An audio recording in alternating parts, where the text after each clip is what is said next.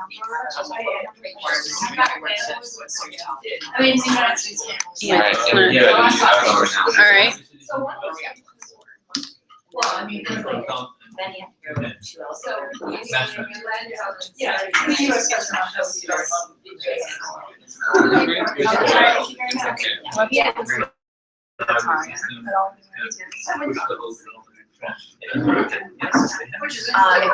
There's more. Yes, the time is right there. Yeah.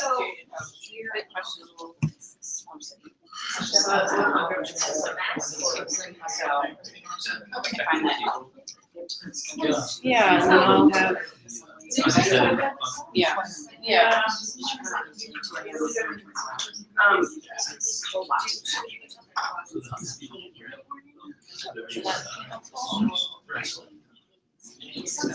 Just so that if we need to adjust, you kind of have some mental preparation. Yep. So, wait, you said 8:55 would be 12?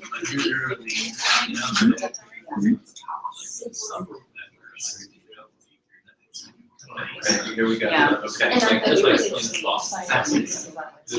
Hey, good morning, everyone. I like that. Welcome. We're all having a little convivial, collegial conversations here at Green Breakfast Club. Thanks for coming out to the U.S. Green Building Council Massachusetts chapter. We have a monthly series here, Green Breakfast, trying to have a little educational session for people who might find it more easy to get together before sort of work officially starts rather than after work, which is we have a lot of our other activities and events. Really happy to have a great team presenting this morning about transportation. It's a topic we haven't touched very often, and of course it affects everybody. I thought we could do a quick round of introductions, just name and something that you're affiliated with, could be your job, could be something else, and why you're interested in this topic. Really brief, quick intros. And I'll start, we'll go clockwise. I'm Gray Lee, Executive Director for the chapter. It's great to see so many familiar faces, and also some not so familiar faces. Thanks for coming out. Hope to see you again soon. We have a lot of good things on our calendar. There's a big showcase coming up next Thursday night. Art Museums, the old Fog Museum. Don't tell them that I referenced it that way because I'm not supposed to, but that's what it is. And we'll have, we have a lot of celebratory events, a lot of networking events, and we do a lot of advocacy work to help improve and grow the industry by changing regulations and legislation that can support our intentions around green buildings, especially related to energy, but also around building materials like flame retardants, and also around transportation. That's enough from me. Don't say that much on your turn. But thanks again for coming. Please. I'm James Lee, no relations. I have a small consulting practice, mostly based in China, although I'm scaling back and coming back to this country. I've been a USGBC member since 2003, and so I'm exempt from all the continuing education requirements. I've been working lately in the last few years in China in transit-oriented development, but in a kind of special category that I call transit synergized development, working particularly with the high-density, large-scale developments around transit nodes in China. I very much like to learn from this group and participate. Hi, my name is Melissa Downs. I work on the Waltham Energy Action Committee, so we do a variety of things around energy efficiency, but we did get the city to adopt complete streets. They decided to paper. And stretch code, the usual suspects. Good morning. My name is Maria Beets. I just started with USGBC as the advocacy fellow, so I'm excited to hear what you all contributed and how I can help. I'm also a bicyclist and a user of public transit, so I'm personally invested in sustainable transportation, I guess. Hi, I'm Elena Spencer, Vanderwall Engineers. I'm also on the events committee with Carrie, and we're planning the Big Green Building Showcase October 1st. Hope to see you all there. I'm memorizing your faces. And I'm very interested in location transportation because I'm very much behind smart cities and smart building. So it's interesting to me beyond just the LEED framework. Good morning. Bob Cummins from Colliers International. Commercial real estate asset manager, property manager in Boston and the suburbs. This is a little over 20 years and becoming more involved with the Green Council here both in Mass and on a national level. And I have a very strong interest in the transportation sector of it. Here in Boston, I know we all need it to be improved. And living it here since 1989, I have firsthand experience with a number of different events, both on bicycles and in mass transit to become more involved. Thank you for having me. I'll do introductions now too. I'm Allison Fletcher. I'm with Nelson Nygaard. I work as a transportation planner, though I have a background in architecture, city planning, and landscape architecture. So excited to talk with all of you today about the work we do. Carrie Havey, with the Green Engineer. I've been involved with the chapter from day one. Also have a similar background to Allison, same degree program, and it'll be fun to pair up and kind of share thoughts from different angles. Good morning, I'm Amrita and I'm an architecture degree from India, but I'm not actually actively practicing and I just got my EDP. I'm new for this and I'm here to learn as much as I can. So I'm coming out now to be here. My name is Patricia Boisvert. I work for CBRE as a property manager on the Bank of America account. And we always try and get our people in on transit and various modes of transportation, bicycle and such. So we do have the charging station. So it'll be interesting to see what Boston's doing. Thank you. Françoise Dunlop, colleague of Patricia. We work together on Bank of America Property Management at the Boston market. I am myself a city mouse, so I use public transportation. And like Mr. Lee, I need the credits. So attending this as well. It's interesting. Business and pleasure. Thanks. Well, Allison, Carrie. Oh, we got one more in the back Who's bench over there? over there. I try to think away with things to let me in. Yeah. So my name is Celis, and I work here at the USGBC as the programs manager. So really try to support programs just like this. And one thing that I just want to plug is if you are someone who has a lot of credit hours that you need to achieve, joining a committee is a great way to achieve 50% of your credit hours. So it's also a great way to hang out with professionals that are passionate about our mission. Check out usgbcma.org/volunteering. Nice. I paid you to do that. I'm just- Yeah. From everything we do.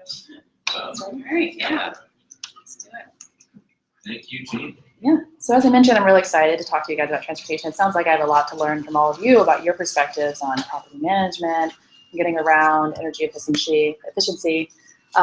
Carrie asked me to do this so I could provide a sort of an outsider perspective to the groups doing the credits and the accreditation and all of that, and how some of your intentions with the credits plays out on a real level in terms of how that's implemented into projects. And I'm going to share a little bit of best and worst practices with things. So getting into it, what is transportation? I think transportation is interesting to me because it touches everything. Like I'm talking about land use and transportation, and everybody gets around, so everybody has a perspective on transportation.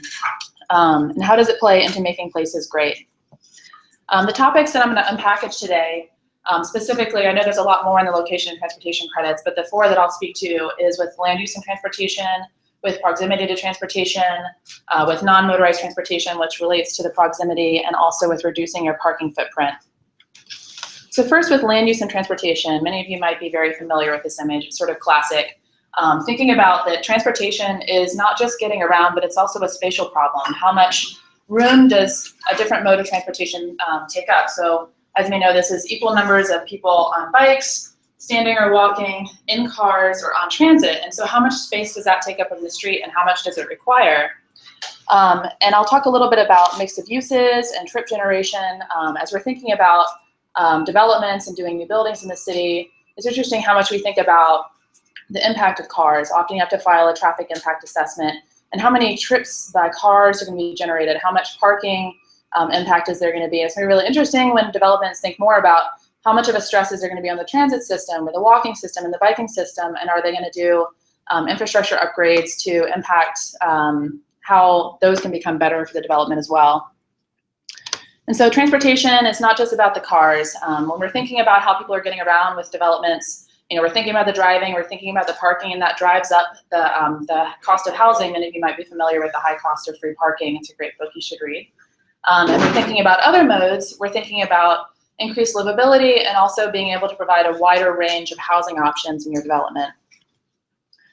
Getting down to the block scale when you're developing things, thinking about the density of blocks or nodes and small streets, developing somewhere that looks like a little bit Venice or maybe even Los Angeles. These are areas where you might want to walk more easily than somewhere in Irvine where you have really huge blocks and it takes a while to get around the corner. Thinking about the space issue again, how we're using street space. This is on Longwood Ave here in Boston. This is the mode share on Longwood Ave. About 40% of people are driving. Almost as many are taking transit. A lot of people are walking, almost a quarter, and 1% are biking, which is a pretty large percentage in most areas. And then how are we actually dedicating street space on Longwood Avenue to match that use? So if you go back, almost twice the space of people that are using cars to get around is being dedicated to the cars themselves. Sure, that's being probably shared by transit. There's not dedicated transit space on that street, with the exception of bus stops and a little bit of infrastructure pull-off here and there. And there's about the right amount of sidewalk space being used for people walking, and there's not any space for bicycling. So, people are left, it's the fearless cyclists that are going out and riding on that street that are mixing with traffic. In terms of what I was mentioning with trip generation and how we're setting up developments, I know that all of you are on board for mixed use, bringing things onto the same site. And so thinking about where people are going in a day with conventional development, you've got each different use, school, shopping, playing, working, they each have their own frontage of parking lots. And what does that amount to from a trip generation and a parking generation perspective? You go in, you take your kid to school, you go to work, you go back to school to pick them up, you take them off to play after school, then you take them shopping, then you go back to pick them up from play, and then you head home.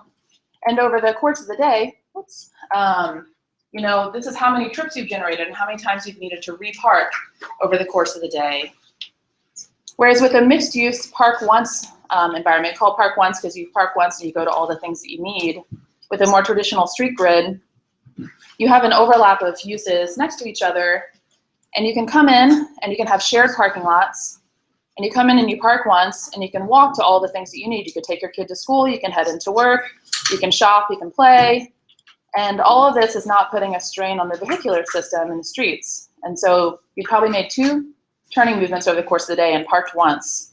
And so with this, you have half the parking of the other kinds of development. You have half the land area being used for transportation purposes itself, and you can use your land use for more active uses. You have a quarter of the arterial trips on your main road, and a 1/6 of the turning movements, and a quarter of the vehicle miles traveled, thinking about sustainability and how much you're impacting the environment.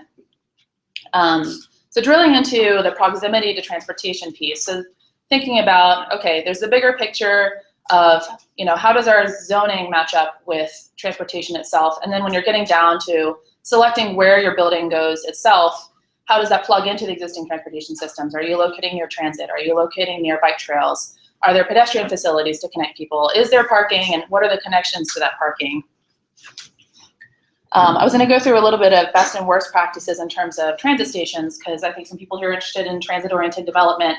And it's great to have nearby transit, but you have to think about how your development is going to relate to that, that center itself. So many of you may be familiar with the Roslyn-Ballston corridor in Arlington, Northern Virginia. Clarendon Metro Rail Station is a great example of an area that has a vital urban environment and pedestrian connections around it. It has shared parking, which means that people are having this park once environment. They're going in, they're parking, they can go to multiple things at once if they are driving. There's metered parking, which affects the demand, parking demand. That pricing of parking can influence people's transportation decision in terms of what mode they're going to take to get there. Are they willing to pay for parking? And then there's a neighborhood business development association which pays for streetscape upgrades and keeps a human-scaled environment. Alewife, not such a great example in terms of pedestrian and biking connections. There are some nearby trails, but there's a 2,000 car parking garage and it's on the edge of the highway, so you have sort of a mode of traffic going around, and there's not a lot of active users right next to the station, and there's not a great pedestrian environment. The DART stations in Dallas, Texas, before, in this picture in the upper right, there was a surface parking lot, which is something that denigrates the pedestrian environment near a transit station, and they've redeveloped that now. They've got a mix of uses right on top of the station, which provides a better environment for walking. They've got trees and shade to relieve from the heat. And then again, back to Alewife. Only active at rush hour. People are sort of rushing in and rushing out.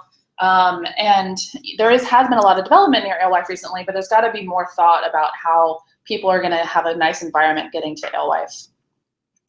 And one more good example of transit is Maverick Station in East Boston. There's been a lot of housing pressure there, and so they did a good job of locating right next to transit and creating good pedestrian connections. Other things that perhaps the development and architecture can do, and also a city collaboration, is creating enhancements on the streetscape near a pedestrian environment. We talked about pricing parking earlier. Maybe they have smart parking that makes it easy with technology. There's pedestrian upgrades, crossing upgrades, maybe bike lockers, trash cans to keep the area clean. Maybe they're using parking pricing to pay for these sort of upgrades in the area, and having covered bike parking to shelter bikes from rain. And then a couple good examples that have local examples with good proximity to transportation. Many of you may be familiar with Maxwell's Green, which is in Somerville. Lowell Station on the Green Line is going to be located right here near the station. So this is anticipating that future development. There's a community path which goes to Davis right along this area, which has just been completed, and eventually it'll connect down to Union Square. And there's a commuter rail nearby, and they also have walking proximity to Porter Square itself. And North Point is a really great example. It's anticipating the future expansion and slight relocation of Leechmere Station, but it's also close to the Orange Line. And there's been a lot of great sustainable development there. And the other interesting thing is both of these pages are pulled from their website. So transportation demand management with projects, getting information out there so people are aware of their transportation options if they are there. What is the walking radius? I can get to Red Line stations as well for my thing in a 15-minute walk. What are the driving connections? Where are the bike trails? How do I actually get around and out of my development if it's not that intuitive? So I've already touched a little bit on walking and biking. And I was just going to talk briefly just about, again, not only connections to transit stations, but also to bus stations and how people are getting across the street. I heard some talk about cities in Asia. My friend recently went to Singapore, and they have one of the best transit systems in the world. But my friend's experience when they were there is that the housing is divided from where those transit stations are actually located, and there's like a moat of traffic, and there's pedestrian overpasses to get to all of those transit stations. So the transit experience is great, but what is the pedestrian experience getting there? And what is the pedestrian experience in winter? What is the maintenance plan to make sure things are actually shoveled? In terms of biking connections, is there a trail nearby, but can you actually get to it? This is a great example. I think this is one of the first cycle tracks in America. This is in Connellsville, Pennsylvania. This is where the Great Allegheny Passage, which is a trail that goes from Cumberland, Maryland to Pittsburgh, passes through town. And it doesn't just drop off and go through town. They've created on-street protected infrastructure to create that feeling of a safe off-street trail going through town. And you may be familiar too with the Indianapolis Cultural Trail, which not only runs through town and leaves and has really nice treatment with pavers and upgraded crossings throughout town. It has a lot of art, public art that's been seamlessly put along that in the landscape. And this is my favorite bad example of a trail. I lived in Northern Virginia for a little while. I'm actually from Virginia. And there's a bike trail that's like 15 miles long near the neighborhood where I was living, but it's across a 6-lane highway, and there's not a pedestrian crossing signal. So just trying to think further about, check there, might be locating near a bike trail or a ped trail, but what are you doing with your development and planning to make sure that that's really, truly accessible to people? And now I'm going to talk a little bit about bike parking. This is my favorite bad example of a bike rack. This is in my neighborhood, and the front entrance to this building, and this is in Davis Square, is way over here. And this is the back alley and entrance to the garage. And did you guys see the bike rack? Did you find the bike rack there? It's right here. For a little while, it had a sign on it, a laminated sign on the wall. It said bike rack, bike parking, because it wasn't evident what it was, and it's never being used. And that's because it's behind the building in the alley and it's not in front of the door. You know, I would rather. You fit a bike on? Yeah, it's actually pretty large. It's like the length of a bike. So you're supposed to put one bike on either side. But, you know, as a cyclist, I would never park my bike back here. I'm going to park in front of the door if I'm going in to do a quick errand where I can see it. If I live in the building, I'm going to try to put it in the garage where it feels safe and somebody coming by is not just going to swipe it, or I might even put it in my apartment. So, you know, if you are providing bike parking, make good bike parking. Here's some more bad bike parking. There's a lot. This is very well used. This is University of North Texas. If people may be familiar, this is called a wave rack. It's probably the most commonly used rack. It's pretty dated. It looks like it's from the 80s. But it has a serpentine shape and it's supposed to have a lot of high capacity. And you can see that a lot of people are using this. This is used by students. Bikes are coming in and out every day.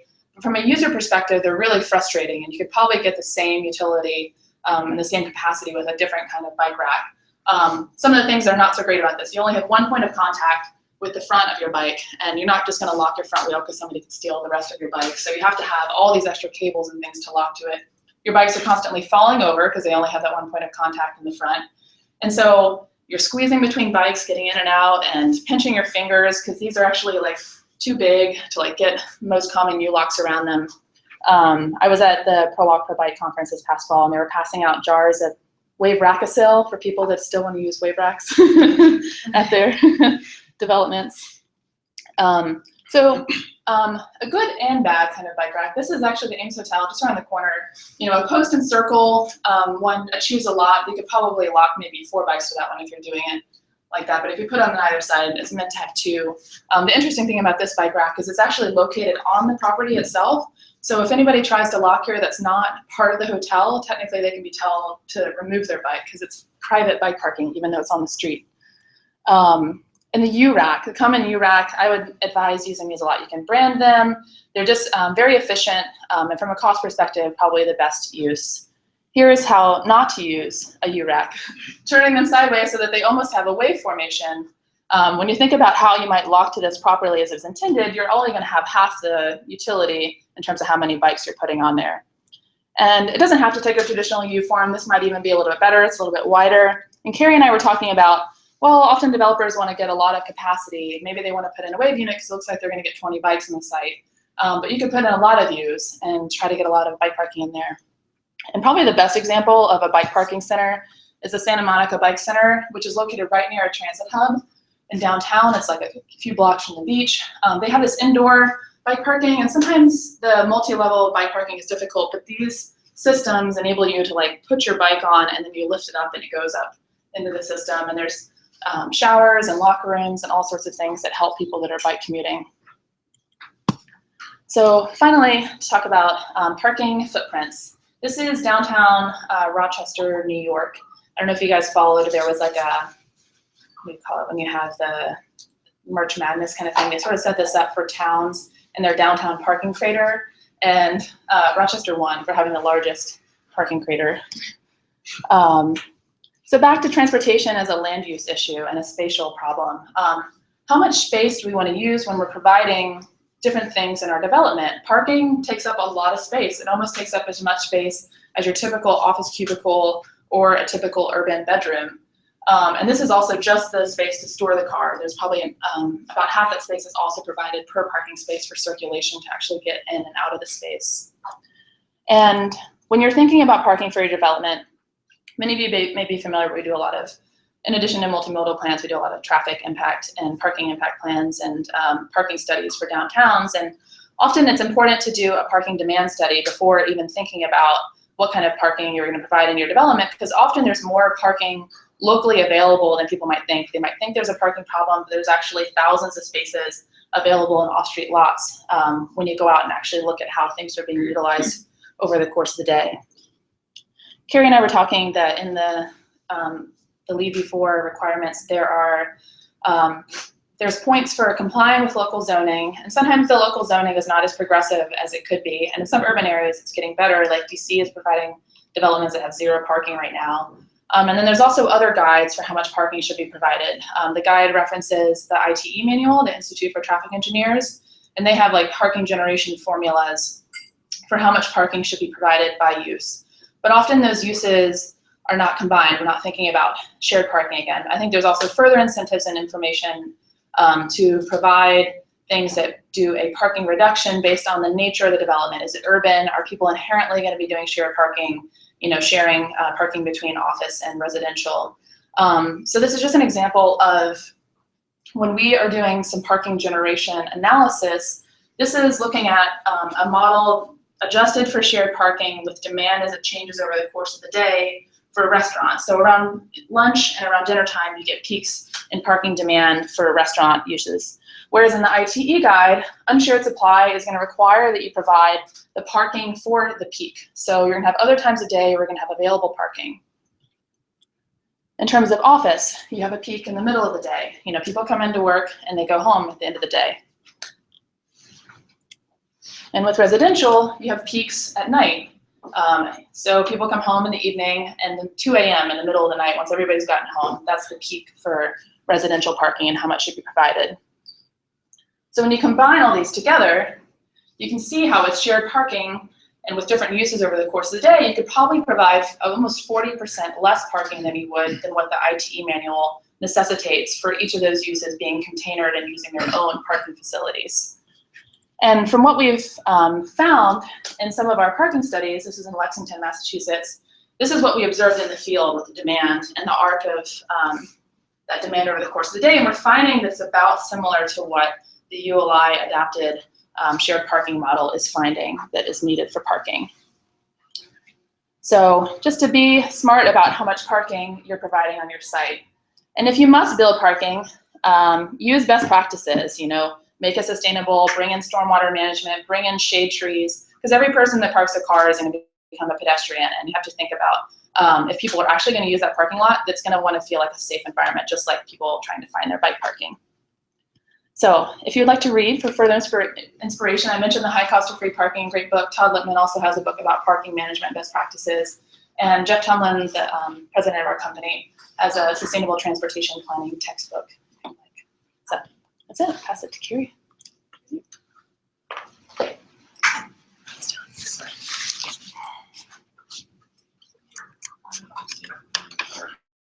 I like the statement, becomes a pedestrian. Yeah, they have 2 feet.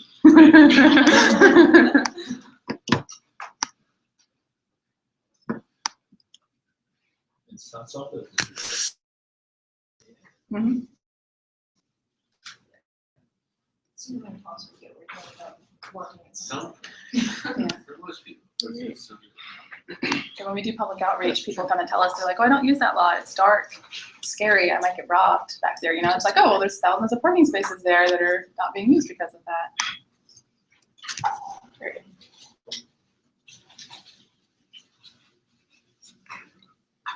The Chrome thing just did something. No, it's affecting my display. Oh, now it's working.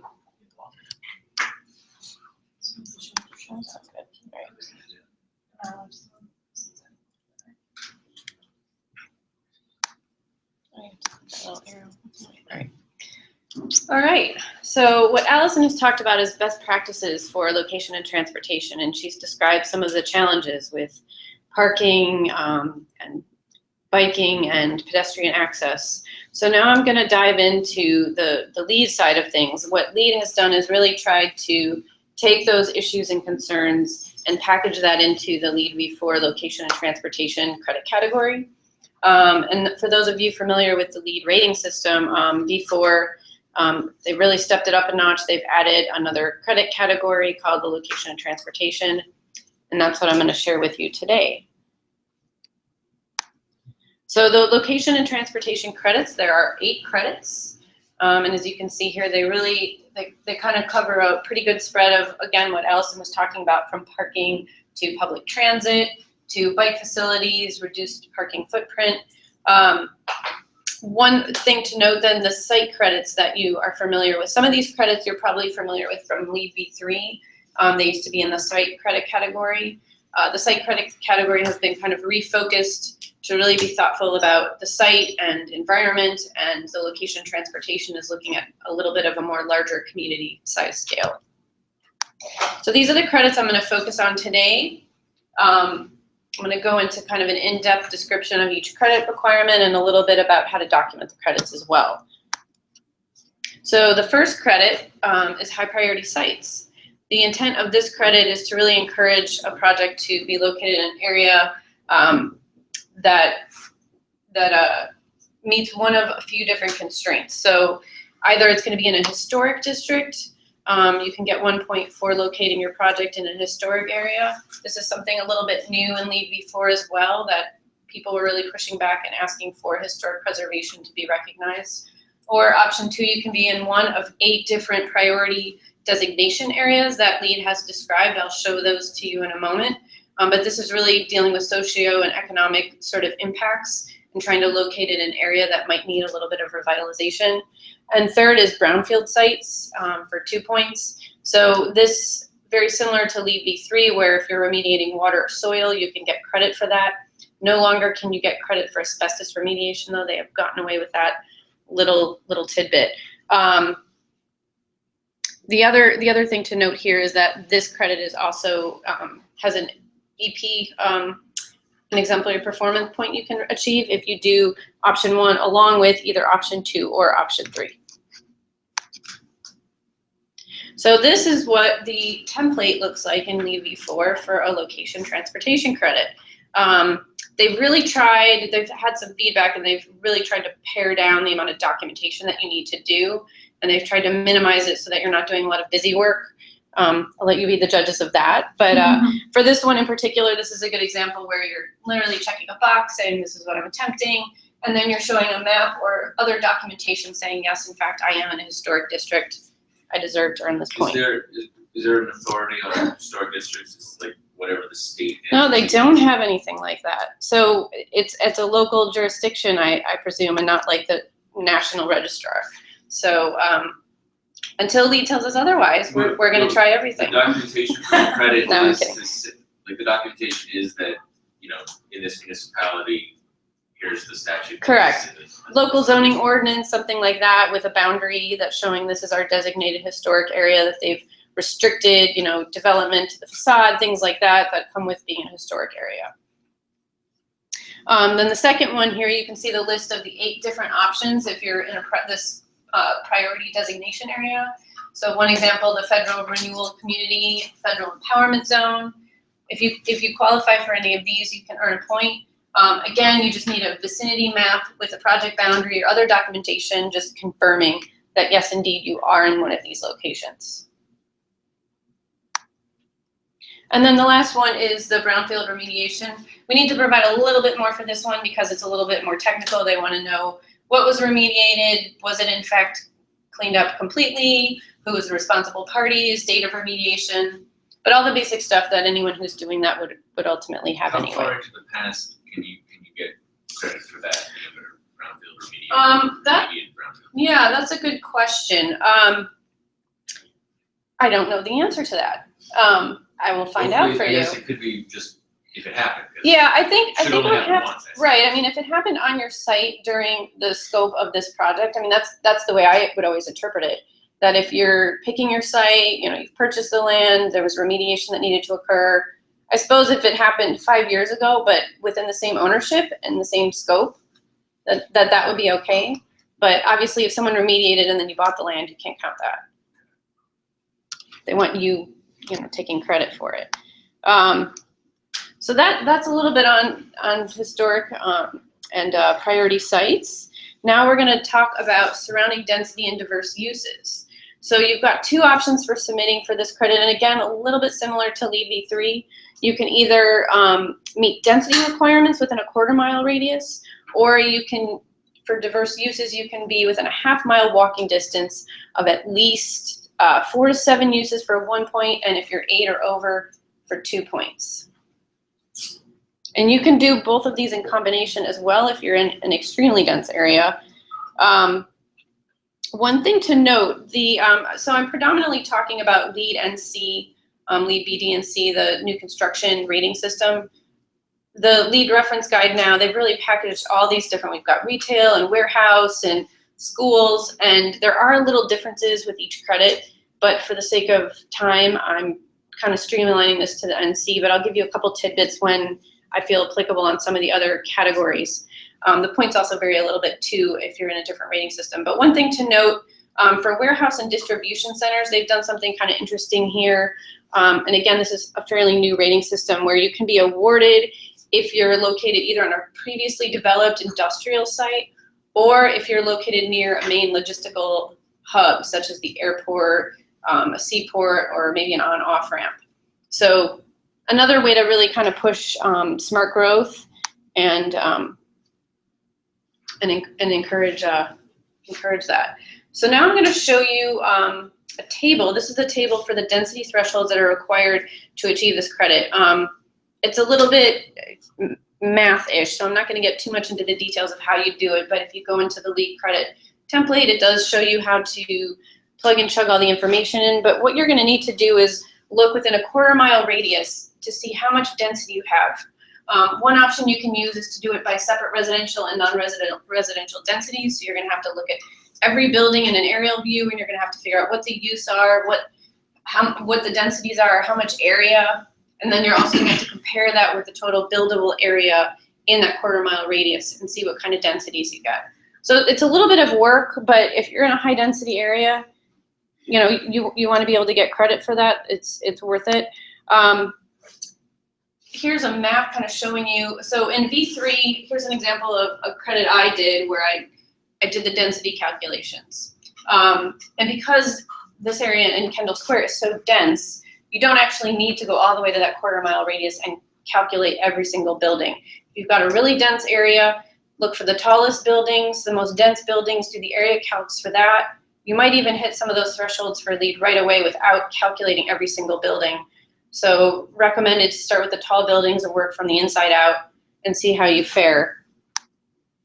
And as you can see here, here's an example of the template. They don't need you to show all your work. You just need to show the bottom line, your total areas, plug that in. And if you don't want to do this mixed density with residential, non-residential, you can do just a combined one, which is a little more simple, a little more straightforward. And now option 2, these are for projects that are close to a variety of amenities and services. This is an example of the information you need to provide.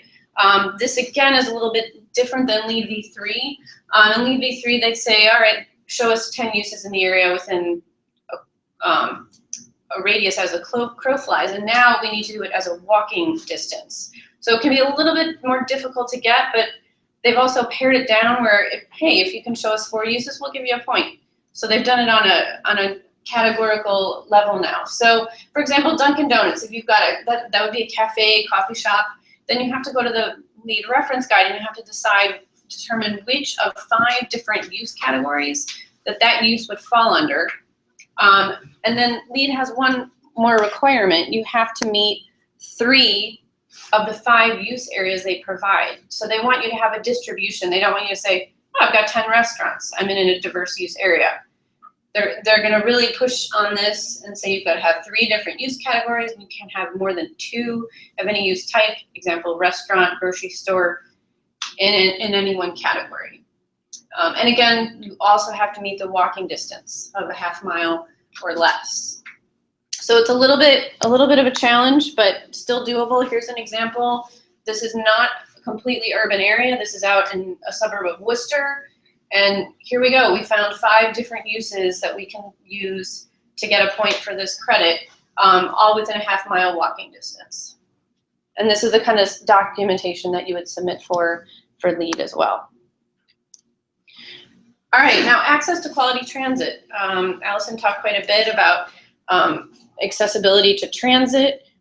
This credit requires doing one of 2 things, either being within a ½ mile walking distance of a bus, streetcar, rideshare, and or you can do a combination of both if you want a ½ mile walking distance of bus rapid transit stops, light or heavy rail, or commuter ferry terminal. So you can get up to 5 points for this. There is an exemplary performance as well if you hit really high thresholds. The one thing to note about this is LEED V3 they were counting the number of types of transit you had, and it was an all or none, you got the points or you didn't. Now you're counting trips. So if you can only count trips going in one direction, you can't count the trips going the opposite direction from the same one. Some other important things you have to know when you're calculating trips. You have to have a paired route service. I mentioned the trips only in one direction. And if you have a transit route that has multiple stops or multiple bus routes within that quarter mile, you can only count it once. So it is a little bit tricky to get, but if you have like one really good bus route now, you could get maybe the first threshold, as you can see here. Here's your weekday trip. So at a bare minimum, you need to have 72 weekday trips using whatever forms of transit you can to get there. That would be 1 point under BD&C, and then you also have to have 40 weekend trips in addition. You can average, if your Saturday and Sunday trips are different, you can average those. And then if you've got, say you've got 360 weekday, but you're below that 216 for the weekend, then it bumps you down a category. So you have to meet both thresholds in both categories there. And here's an example of the documentation you would do for this. You would list in this example, all the bus lines are listed. You're gonna list a map ID so that the corresponding map that you're gonna show them is easily identified. And then you're gonna show the weekday rides and your weekend rides. You know, with Boston, you can look those up on MBTA and be able to calculate pretty quickly and show your work. They also like you to provide that information. And then again, with the walking distance, you have to be in that quarter mile walking distance because these are all buses. And here's an example of mapping one of those bus routes. You would show that walking distance of being under a quarter mile from the project site to your bus stop. All right, one thing to know about the school rating system for this credit. So a lot of schools are in maybe a more suburban area, more residential area. They're simply not going to have this. LEED has given you another path to getting some points in this credit category now. If you can show that at least 50% of your students live no more than a quarter mile walking distance, if your grade's 8 and below, or 1.5 mile walking distance if your grade's 9 and up, you can get a point for that. There's 3 thresholds. There's 50% is 1 point, 60% is 2 points, or 70% is 4 points. The way that you need to calculate that is you need to create what they call a walkshed boundary based on those either 3/4 or 1.5 mile radius. And then you would overlay that. They recommend GIS for those of us who have GIS, but I think, as Allison and I were saying, you could probably do this in like a Google Earth. Then you would have to overlay the school district boundary and what feeds into that school district, and then see if you've got at least 50% that are shared. All right, now we're gonna dive into bike facilities, everybody's favorite. So they've made this credit a lot harder. So it's gonna be a bit of work for a project to achieve, but not impossible. This is really the only credit that I can think of in this category, in the credit category, that might have a little bit of an added cost because you need to provide the bike racks and the showers. The intent is really to promote bicycle and transportation efficiency and reducing vehicle distance traveled. This credit is worth 1 point no matter what you do. There's no exemplary performance or anything like that. So again, it's a bit of work for 1 point. You need to locate your project such that any functional entry is within 200 yards to a bicycle network. And that network can connect to one of 3 things, but has to connect to at least one. Either 10 diverse uses, which we talked about before, a school or employment center if the project is 50% or more residential, or a public transit stop. Schools also have the added requirement, which I think some of us might remember from LEED v3, of having a dedicated bike lane that has to extend to the end of the property and connect with a public bike system. So here's an example of how you would map that. Again, you'd have to show that you're within 200 yards of your entrance to a route. In this example, the first road that the bike route is on is actually, there's no bike lane, there's no dedicated lane, but the road is under 25 miles an hour. And if you have a road under 25 miles an hour, you can use that in lieu of a bike lane. And then, as you can see, it connects here with Main Street, and Main Street does have a bike lane, and then goes right to the T station. So when you document this, you want to explain that you've got a 25 mile an hour road. You want to share some images even to really say, hey, look, here it is, here's our bike lane. And here we are getting to the train station. So this is an example of going a little bit above and beyond, but really showing the reviewer we've done our due diligence. We've really thought about where that bike path would You go. wanna get the speed limit sign in the picture, right? We actually, our intern did that even, which I thought was great. I was like, all right, we're there. So the second part of this credit is the bicycle storage and showers. So for short term, you need short term and long term bike storage now, which is a little bit different. And the one that's really killing a lot of folks is the requirement that your long term storage has to be covered. So this is a little bit more, you need to be thoughtful and you need to think early in the project about this and where it's going to be located. So 2.5% of all your peak visitors for short term, and then 5% of all your regular building occupants for long term. And again, covered storage, and then on-site showers. So you're going to need one for the first 100 building occupants, and then 150, and then one more for every 150 occupants thereafter. Is the number of occupants, is that a formula? Yes. Square footage, 300. Well, no, actually, this is the same as EB3, where you determine based on your expected use. So your regular building occupants, if it's residential, it's actually very simple to do it mathematically. 3-bed, you do a calculation that way. But when you've got something that's like an office building, you really have to say, all right, what's my anticipated FTEs? Maybe if you've got desks, you could count desks. Otherwise, an office might have their own ways of counting. So that's And that would be determined your- by the project team. Correct, right. They do require you backing that up and explaining, how you came up with those numbers so they don't feel arbitrary. And I'm sure if they did feel arbitrary, the reviewer might push back. The other thing I can mention to you is, for those of you familiar with EB3, they had these project information forms where you would plug in your FTEs and all that right at the beginning, and then it would autofill into all your other credits, so you had consistency with your project team, which was really great.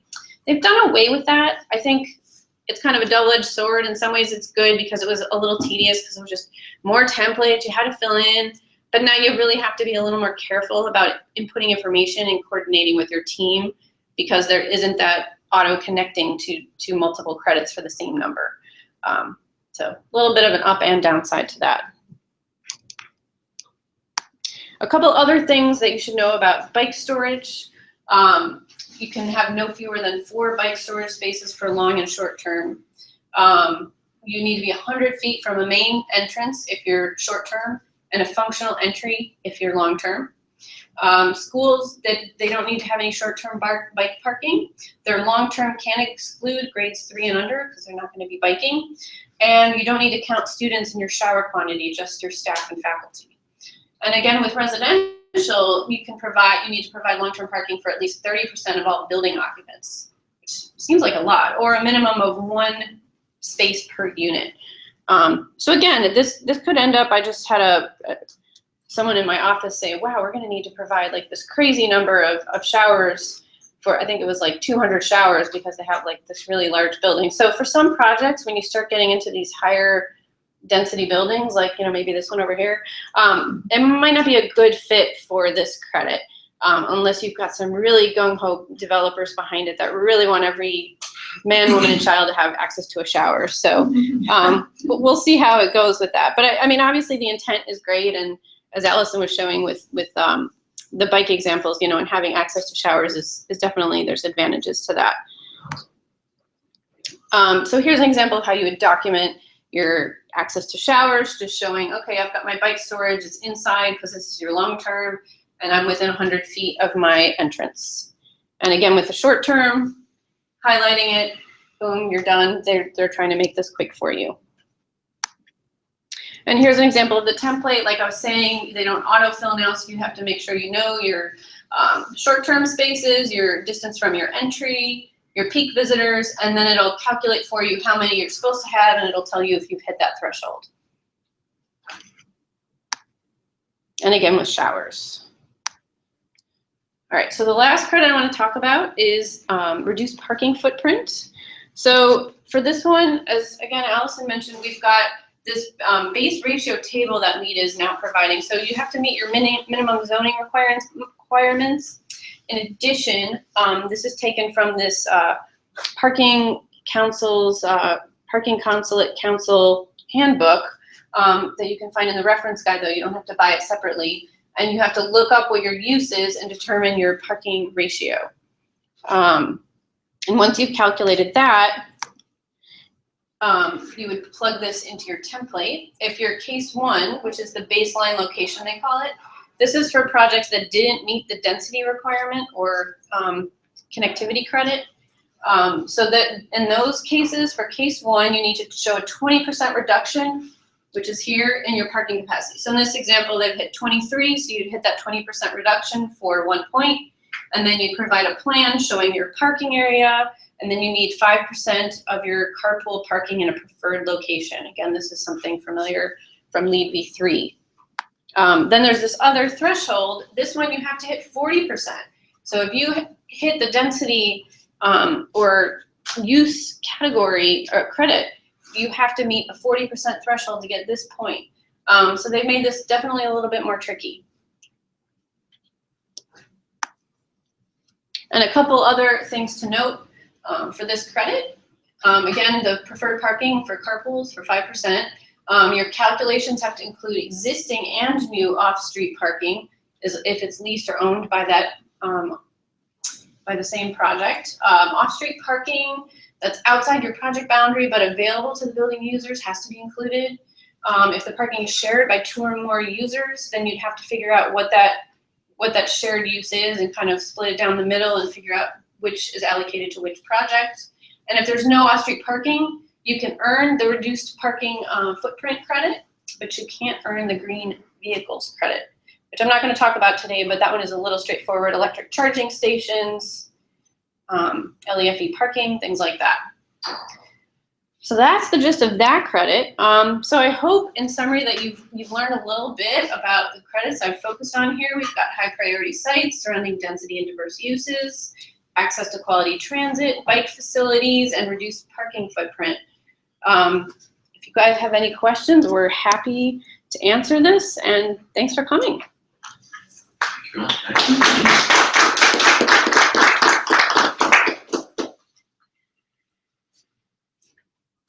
Any questions? More of a comment. It's a great presentation, guys. Oh, Do thanks. you do this often, or? Yeah, we're taking it on the road. Great. That's great. Can you think of any examples where private developers and governments have worked together to have a more accessible transit station or pedestrian-friendly access? Or is it sort of a private developer who spearheads and the government says, okay, good job?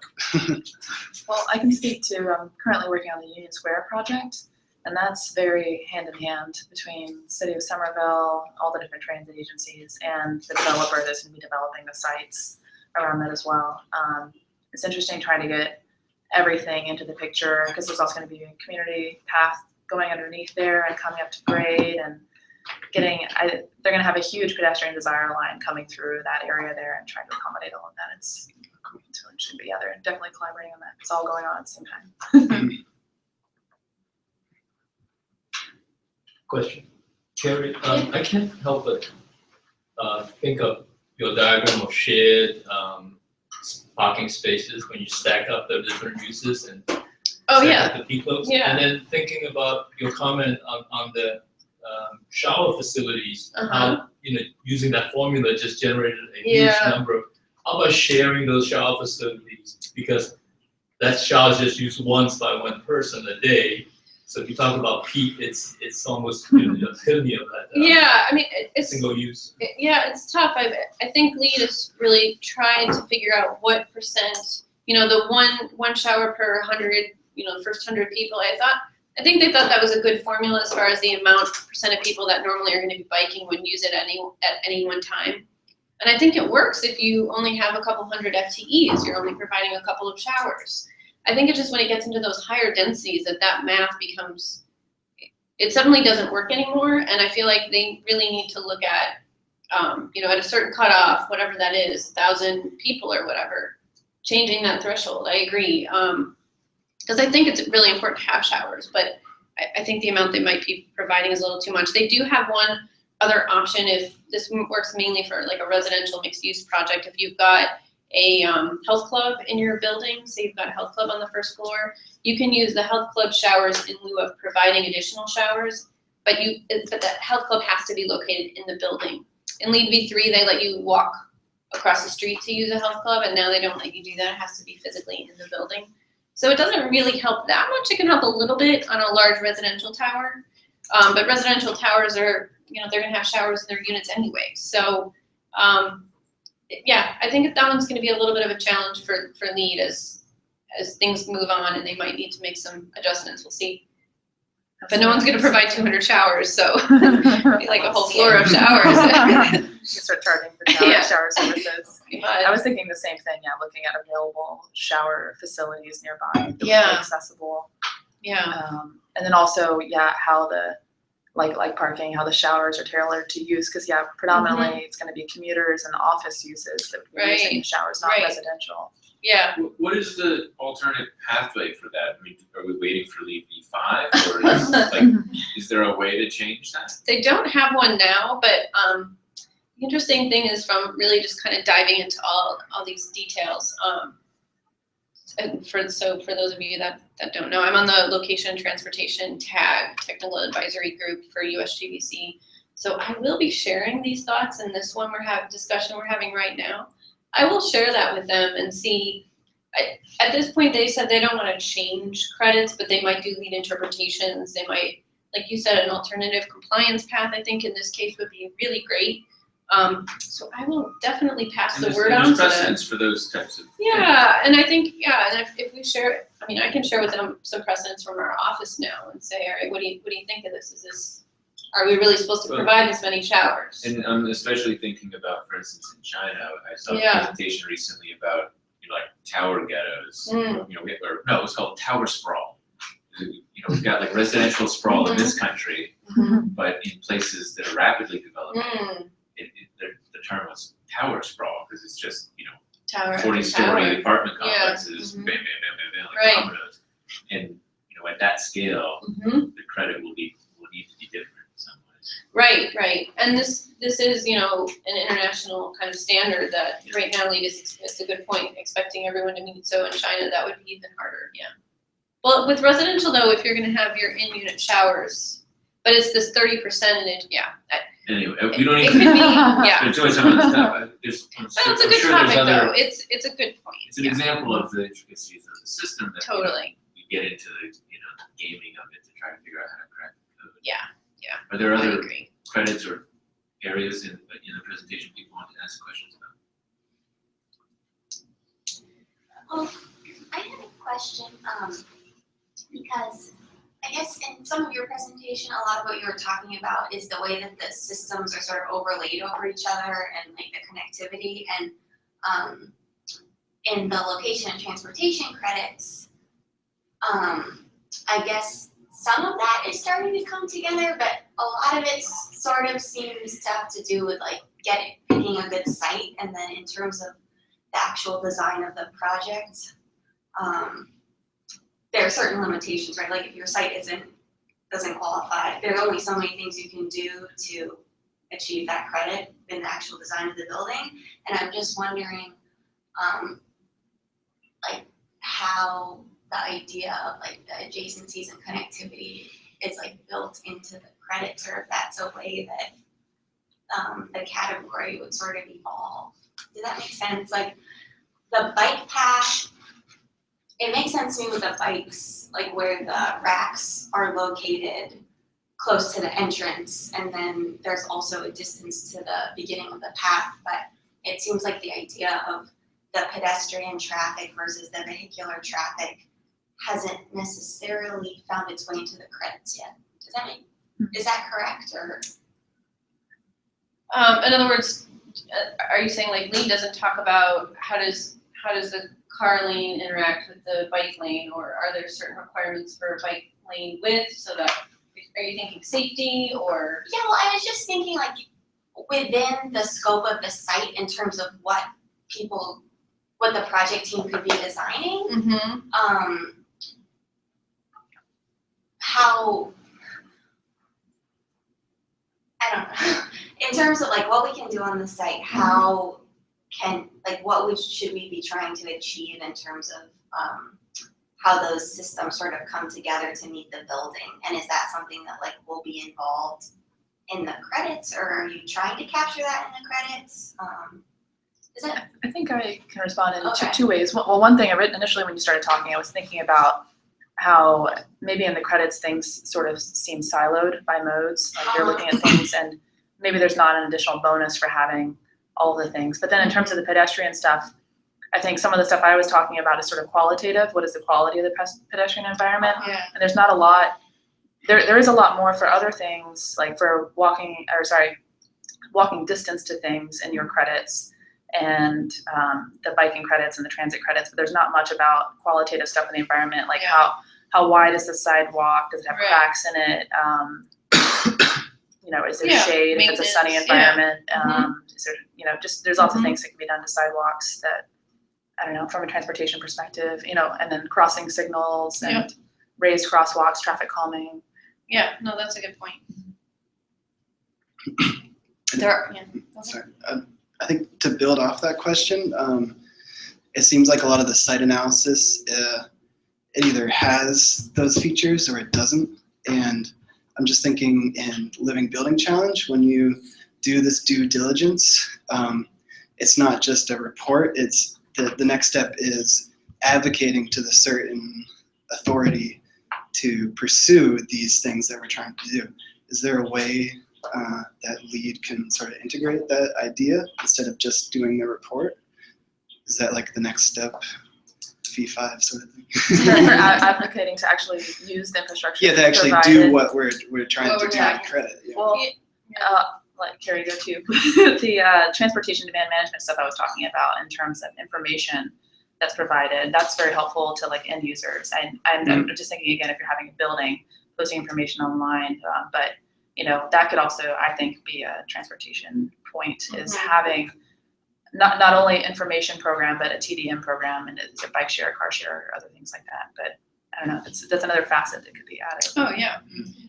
The other thing I didn't mention, there's a pilot credit, which kind of sort of ties in with this, called Walkable Sites. And that's a really good example of going a little bit a step further. And pilot credits are kind of like an innovation point that you can get. It's a little bit of a wild card that anyone can attempt. My tag is actually revamping this credit right now. I don't know when it's going to be officially launched. I can let folks know, but we were really trying to think about what kind of it does take into account visuals. Like, do you have lots of windows on your building, and is there street trees, and what's your experience as a pedestrian? Does the scale feel right? Is it really that nice, comfortable, walkable pedestrian street?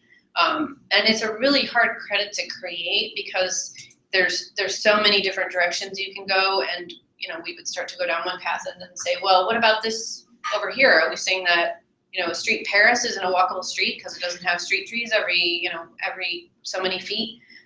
So it becomes really difficult, and it becomes very subjective, in the eyes of the beholder, kind of what is that interpretation of a walkable street or a great street, like Jake Vallon. So I think that credit will kind of do a little bit of that, and maybe in V5, people get scared when we start talking V5. I think we're a little far off from that because no one's really adopted V4 yet. We haven't even closed out 2009 registration yet, so we've got a little ways to go. But I do think that hopefully that we'll continue to push, USGBC will continue to push the envelope in that direction and maybe wrap that in. I'm wondering, is there some aspect of renewal with these points too? There is LEED check-ins, right? I'm not as familiar with but I'm just thinking in terms of your question with things being used, is there an accountability with actual mode share over time? Are you reducing car trips, and what percentage are biking or taking transit? How many people are getting transit cards or something like that? Yeah, so LEED's introduced, eBaum's the only one that has this renewal, but they're starting to introduce that for other rating systems as well, where you can recertify. That's a whole other green breakfast that would be a good topic, Ray. You should find someone to do that. They did that a couple years ago, so it's about time for another eBaum presentation. But a couple of years ago they didn't have what they have now. So the dynamic plaque. That would be a fun discussion to have. But yeah, it's a good point. That's been a topic for a while now. It's just the Yeah, well, and the Looking at important kind of long distinction is that for NC, for everything other than O&M, yeah. it is as designed is what's getting certified. It's Right. what the program was, and compliance with those intentions is actually outside the bounds of the lead system for most of the certifications, except O&M, which is tracking performance and would track compliance with those design intentions. So we were just talking while we were waiting to get through the checkpoint there. Bob and I have been talking about the TAPA system here in Boston, and other cities probably have a similar accountability thing. There's issues with the policing of it and stuff, but a lot of buildings in Boston have to have a certain percentage mo share, or they have to pay like carbon offset funds back to the city for the impact that their building users are having on the city's transportation system and air quality and stuff. What is that called? I think it's called TAPA. I'm forgetting what it stands for, TAPA. And we were talking too about whether it's the building manager or somebody else. And in my experience, it's been like a parking and transportation manager that files this stuff, and they have a big incentive to provide transit passes to people to not have parking spaces so that they comply with that. It's cheaper for them to give everybody transit passes than to pay the carbon offset to the Whether city. or not they use them. Yeah, I mean, they could still be walking. Or Yeah. I mean, in some of our clients in those cases, they are having the minimized parking demand. Maybe their parkers are finding other secret systems that they're not reporting. Yeah, I mean, I guess for me, I think one of the strengths of the lead, like if you look at the energy stuff, they've got third-party reference now, they use ASHRAE. So when it comes to how buildings integrate with their surrounding, I mean, I like the fact that they're looking at density and whatnot, but I mean, Complete Streets has been put together. And it talks about all these issues. You can't call an area, handicap friendly, for example, there's no way for them to get off the sidewalk. Because they need the special exit ramps and stuff like that, so maybe LEED doesn't have to build it up from the bottom up, maybe they can use That's true. Complete Streets as a reference. That's a really good point, because LEED is really trying to do that now, where they're not trying to reinvent the wheel. They're really reaching out to other rating systems and pairing up with them. If there's another rating system that does something really well that has that specialty, so it's a really good point. Take that to the tag. I know, absolutely, yeah. Any other questions? Just curious, has there been studies showing the land value around these well-planned, integrated, transit-oriented developments and show how much more they are compared to the non-transit? Because I remember USGBC did a study on daylighting and how Walmart, once they installed skylight, those aisles have a net square foot sales high. I don't know if you remember that earlier on. And we are targeting the designing industry and sort of indirectly the developer. But the thing that motivates developers the most is then ultimately the payback. Yeah. And a study like that could really sort of move the the forces that be.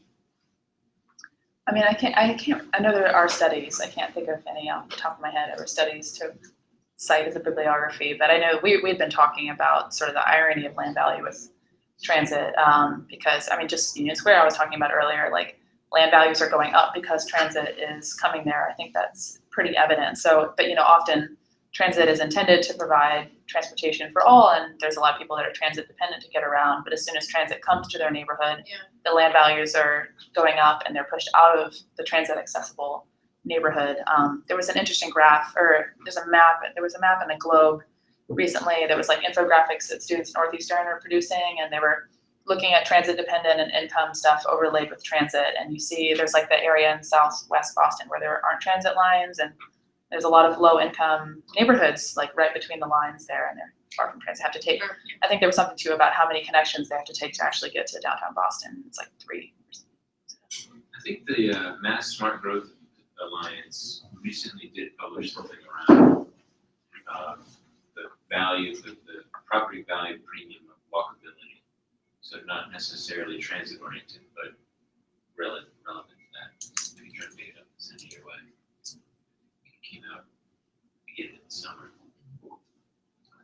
I might be off track. I was looking at something recently, GRESB, GRESB. Mhm. Is that a one? We just were at, a bunch of us were just at a presentation on GRESB last night. And GRESB is the Global Real Estate Sustainability Benchmark. It's a new tool to evaluate property portfolios along sustainability, corporate social responsibility, and environmental health and safety criteria to help inform asset managers on the non-financial performance of an asset that may be influencing its financial performance. I don't know that, no, there is a transportation or location component to that for properties being evaluated. And the new They construction. Yeah, the location. Are they trying to motivate and target investment managers, like? Okay, so they're after venture capital money, though. Not so much motivate the investment managers, motivate the developers, I think, because the investment managers are acquiring that data from developers before they will invest. If you prove that there's value in these alternate metrics, And we have the evidence that REIT there is. investors will go ahead and buy accordingly, so I understand what you're Yeah, saying. it's capturing more of the value of the asset by identifying it and tracking it over time. It's in yin and yang, right? You can't do one without the other. Well, I think the idea with GRESB is that the capital markets drive the entire industry. So if you can capture that premium and people can see that there's a return on that, then it will happen. It will be more likely to happen, justify those investments, justify hiring someone to make the calculations to put it into the project. So is that a new thing, Lisby? It started in 2009. It's just catching on. I think this is the 4th year of reporting. There's 707 property investment firms that are involved in it. It's $445 billion worth of assets in the U.S. right now, assets under management. So it's a large portion of publicly traded real estate assets right now, about half in the U.S. Of course, that's a small amount of property compared to privately owned assets. So we'll see how it influences the entire market, but it's a big part of the publicly traded, the REIT market. Sorry, I have to. And I only know this because I won football tickets because I knew. You're the one. Yeah. You're the thing. In a sketchographic memory. Good night. Right? Good night's work. Yeah, good night. I have a conference call right at 10, so I have to. But thank you very much. Yes, thank you. Yeah, thank Thanks all for coming. Any questions, any thoughts? Anything you want to know about the chapter, USGBC? The showcase, Showcase is coming, come on down. today's the last day for the boards, for the awards. Yeah, if you have a project you want to show off. Still got till the end of Little the late day. to ask for that, but. Well, and today's last day for early bird registration. Oh, there you go, that's a little more relevant. We hope to see you all at an upcoming event, another green breakfast perhaps. Keep those credentials maintained or at least stay fresh and on the cutting edge. And please do come to our networking events or help us with the service project or service to the community through a committee.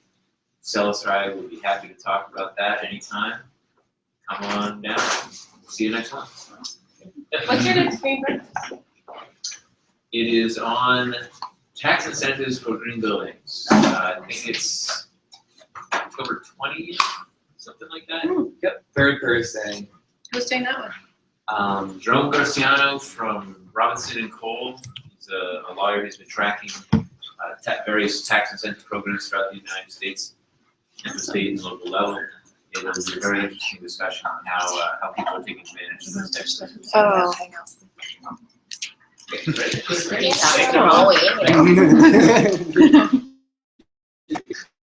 Just at Robinson and Cole's office. Today. Oh, really? Great view. Oh. Awesome. All right, now I need to figure out, tell us how to turn this thing on. We have had. So Carrie, do you have 1 minute? Yeah, sure. Oh.